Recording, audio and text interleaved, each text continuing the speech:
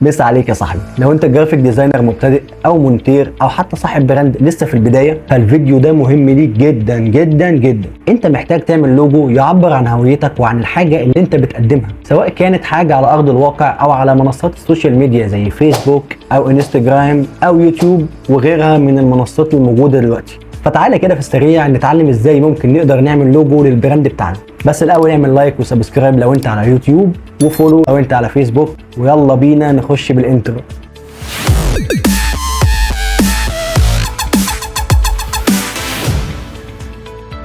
تخيل كده معايا يا صاحبي تعمل فيديو وينتشر ويبقى ترند وحد يسرقه والفضل والتعب بتاعك انت يتنسب بيه هو، او تنزل اي ديزاين جديد ما يكونش عليه اللوجو بتاعك ويتسرق منك عادي جدا. هنا بقى يجي اهمية اللوجو، لانه بيحفظ حقك من السرقة، ده اولا. ثانيا بيكون اثبات ان انت اللي عامل الشغل ده، وكمان ممكن من خلال اللوجو حد يوصل ليك ويكلمك على شغل جديد. ثالثا بقى اللوجو بيكون بيعبر عنك وعن الشغل بتاعك. يعني مثلا ما تجيش تعمل لوجو لصيدليه وتحط في اللوجو كتاب، او لوجو لمطحنه بن مثلا وتكون حاطط جوه اللوجو كوبايه عصير ولا حاجه.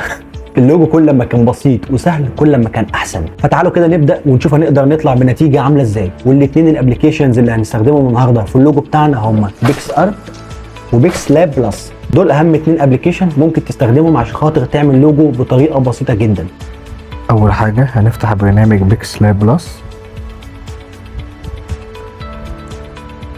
هنا احنا بنستخدم البرنامج دوت عشان اكتر برنامج بيبقى فيه الفونت باعداد كبيره، تقدر تختار الخط اللي انت محتاجه. تمام. دلوقتي احنا هنكتب النص بتاعنا، مثلا هنعمل لوجو لصفحه على اليوتيوب مثلا اسمها الحريف، فهنكتب الحريف. تمام. هنا تاني خانة نقدر بقى نختار اللي احنا عايزينه. الحجم انا هكبر الحجم ده شوية. تمام. وعايز اغير الخط بتاعه، فادوس على الخط واختار الخط اللي انا عايزه، بيتغير فوق اهو.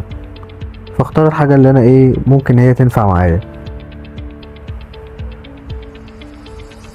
لا لا، ممكن ده، مش ده كويس. مش نغير الحجم بتاعه نكبره شوية. تمام. ممكن نعمل مثلا نغير في اللون نفسه بتاع الكلمة. من هنا نختار اللون اللي احنا حابينه. اللون ده ممكن يكون كويس، هيليق مع المود بتاع الكورة وبتاعه كده.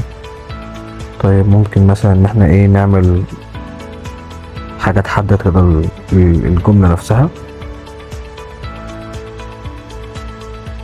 ممكن كده مثلا.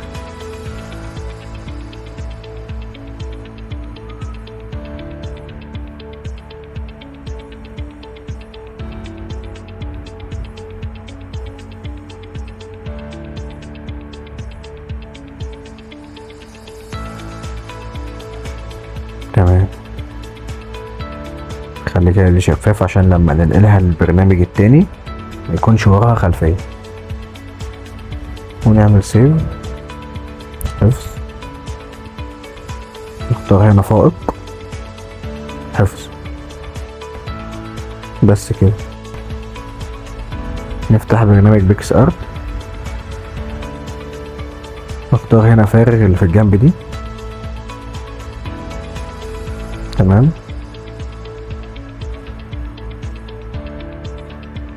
ندوس اضافة صورة،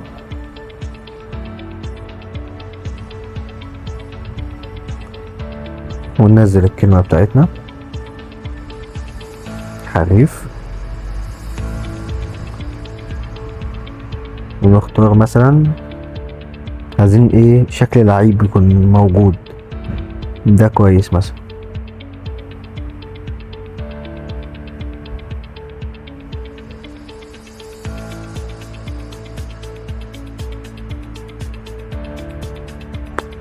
ده كويس مثلا. ممكن نحدد اللعيب ده.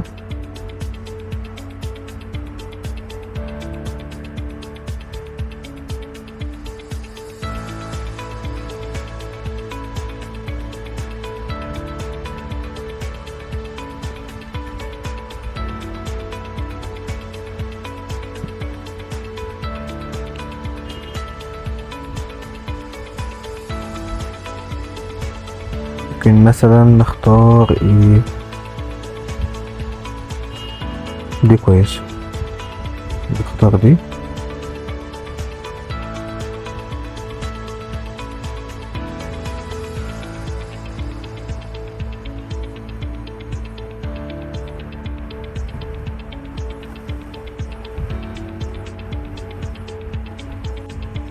عايز تخلص اللوجو على كده قشطة براحتك، اللي لو انت حابب كده وشايف ان كده الدنيا تمام معاك وان اللوجو كده مناسب تمام. وانا مش بقولك ان انا احسن حد بيقدر يعمل لوجو، بس انا بوريك ان انت ممكن تقدر تعمل لوجو بسيط باقل امكانيات. طيب هل دي نتيجة نهائية؟ لا، احنا هنسيف دوت برضو احتياطي.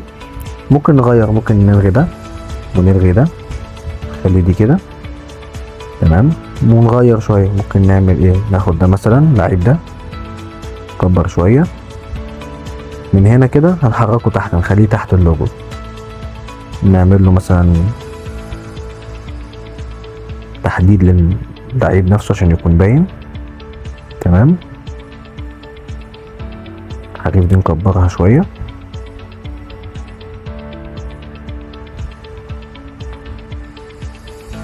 ومن هنا مثلا نختار علم ايطاليا بتهيألي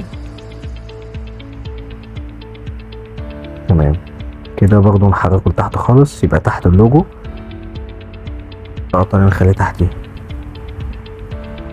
كده مثلا، ونسيف ده كمان. ممكن نغير فيه برضو بطريقة تانية،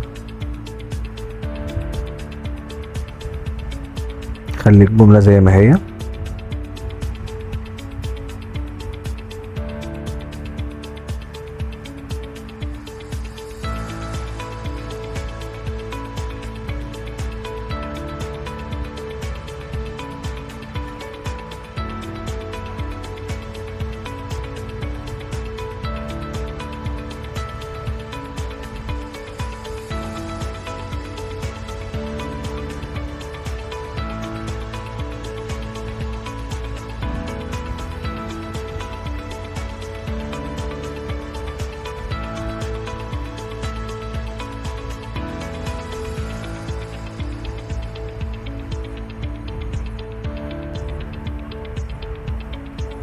ونجيب علم زي ده مثلا.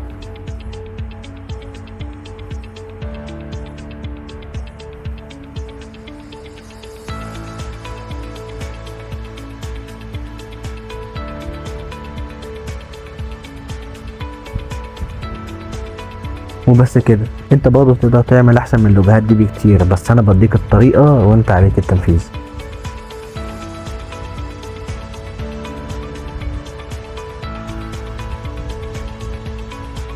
ومش بس كده بقى، لا ده اصلا برنامج بيكس ارت نفسه بيديك قوالب للوجهات جاهزة زي كده.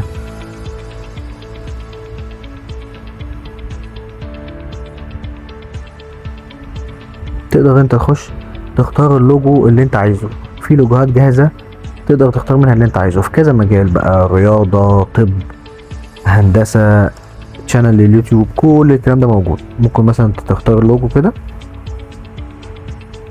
وتخش تعدل عليه، تعدل في اي حاجة من هنا، تعدل في دي، تعدل في الكلام. ممكن مثلا نغير الخط، نكتب مثلا ايه العلامة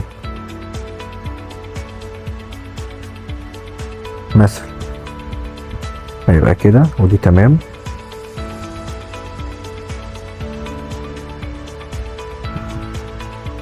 تقدر تغير في اي حاجة، تغير في الحجم وعادي العب براحتك بقى. كده كده الابليكيشن مديك المساحة لأي حاجة انت حاببها. ودي كانت النتيجة النهائية.